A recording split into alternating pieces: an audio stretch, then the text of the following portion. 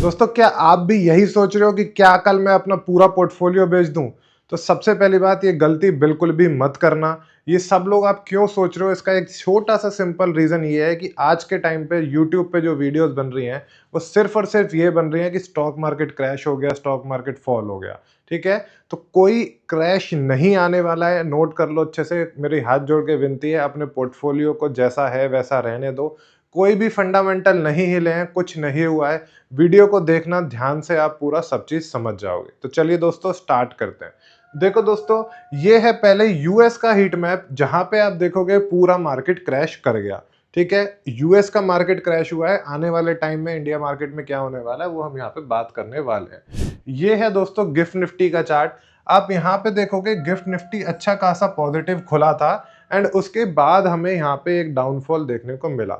जैसे ही ट्रम्प का कमेंट आया, ट्वीट आया चाइना के ऊपर कि वो 100% टैरिफ वहां पे लगा सकते हैं, पूरा मार्केट जो है, गिफ्ट निफ्टी जो है वो वहां पे फॉल कर गया, और उसी के साथ साथ पूरा यूएस मार्केट भी क्रैश कर गया। अब ये दोस्तों थंबनेल होते हैं कि स्टॉक मार्केट क्रैश कर जाएगा, जिससे आप लोगों को व्यूज आप लोग उनको दो। लेकिन यहाँ पे आपको जो ध्यान रखना है वो ये ध्यान रखना है कि गलती से भी अपने पोर्टफोलियो पे अभी एक दो दिन में बिल्कुल भी कुछ मत करना। अपनी जो भी आपने फंडामेंटली गुड स्टॉक्स ले रखे हैं अभी उनको होल्ड करके चलना, कोई दिक्कत की बात नहीं है। हम डाउनफॉल में अभी तक अगर मैं बात करता हूं तो ऐसा कोई मेजर इंपैक्ट नहीं आने वाला है।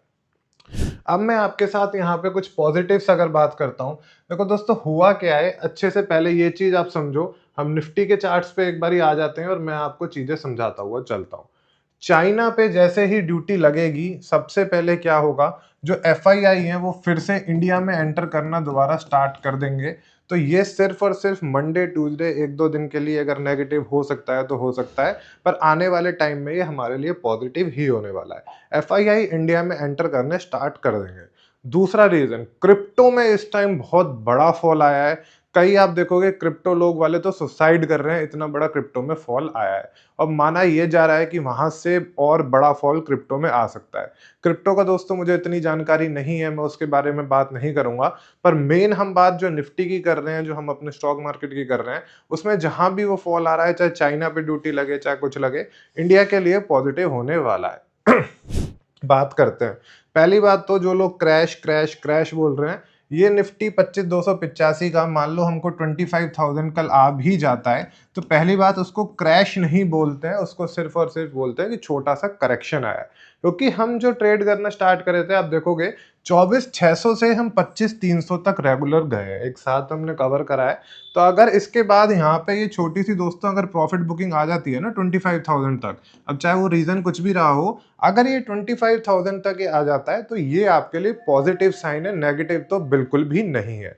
तो इसको पॉजिटिव ही लेके चलना। स्ट्रैटेजी में बता रहा हूं आपको क्या लेके चलनी है। मेरा मानना ये है कि चाहे हम कल डाउन खुले, हम मेरा मानना ये है कि हम वहां से रिकवरी हो जाएंगे। ठीक है, तो हमारी जो स्ट्रैटेजी अभी बन रही है, स्ट्रैटेजी अच्छे से आप नोट कर लो। आपको बाई ऑन डिप्स ही करना है। पहली बात तो मैंने सब स्टार्टिंग में बता दिया। पोर्टफोलियो की तरफ तो देखना भी मत, उसको अगर डाउन जाता है 1% 2%, कोई दिक्कत की बात नहीं है, कंपनी के फंडामेंटल नहीं बिगड़ गए हैं, ये चीज ध्यान से समझ लो। लॉन्ग टर्म में अगर इन्वेस्ट कर रहे हो तो इन छोटी छोटी चीजों पे ध्यान मत दिया करो, इतना परेशान मत हुआ करो। ठीक है, तो हमारी निफ्टी की अब स्ट्रेटेजी ये रहने वाली है कि हम 25,000 पे बाई ऑन डिप्स करने वाले हैं। सिर्फ और सिर्फ हम पोजीशंस में से बेयरिश कब हो जाएंगे, जिस भी दिन आपको 50 डे एसएमए के नीचे ये क्लोजिंग मिल जाए, और ये जो क्लोजिंग भी मिले वो रेड कैंडल अगर क्लोजिंग मिल जाए ना आपको, ठीक है, तो ये जैसे ही रेड कैंडल क्लोजिंग हमको यहाँ पे देखने को मिल जाती है, मैं एक बार आसानी से आपको समझा देता हूँ।